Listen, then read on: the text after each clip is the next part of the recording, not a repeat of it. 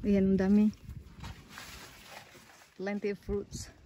And see, they already started producing fruits again, but there is no time already, so I'm sure this is not gonna, hindi na to aabot kasi ano to eh. See, kagandahan talaga pag if you are on the what do you call it, a good climate. I mean, no winter. See guys, ang dami dito. Ayan.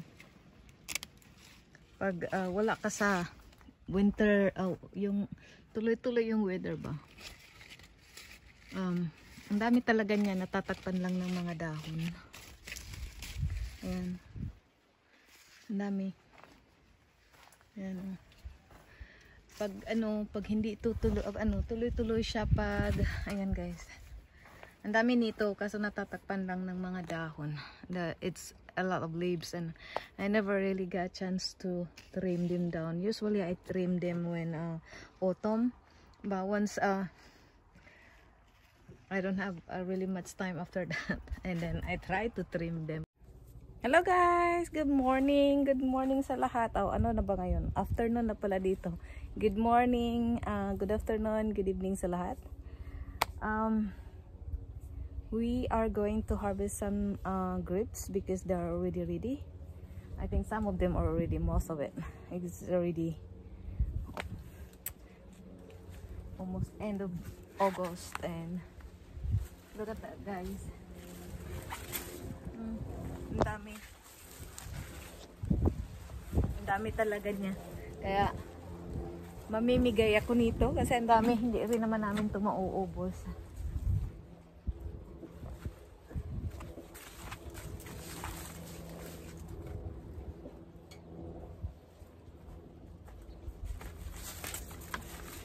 And I still have 2 left from what they called it, the peach. So ayan. Ay naku, kagagaling ko lang ng pinaayos ko yung car ko kasi.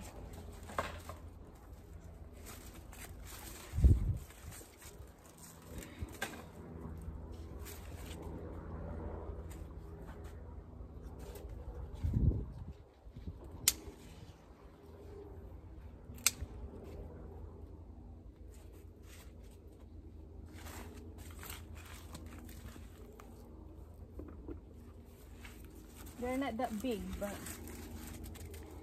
it's very delicious.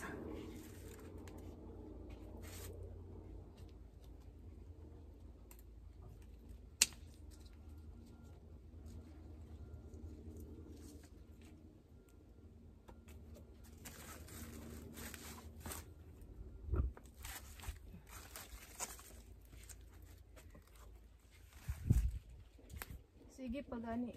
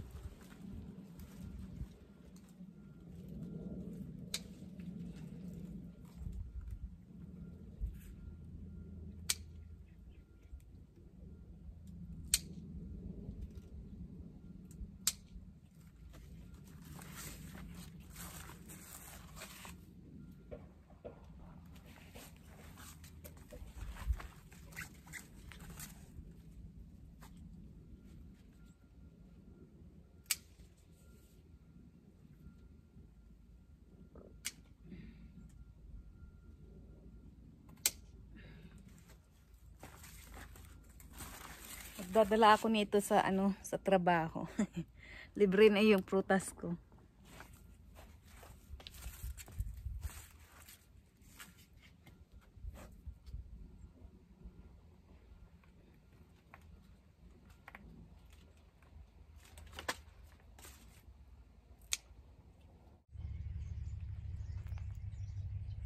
This is what we harvest guys. Ano na, medyo malamig na. Kaya ayan, yung yung itong achal ko, they just only started growing. They produce a lot, a few of them, but yung bang hindi siya lumaki yung puno, hindi lumaki. Tapos ngayon lang siya parang lumalaki na yung puno. Kaya huli na. Ayan. At least meron tayong na-harvest. Ito yun. Tapos marami pa tayong ha-harvestin. So, nagkuha lang ako ng kailangan kasi aalis na rin. And thank you guys for watching. God bless everyone.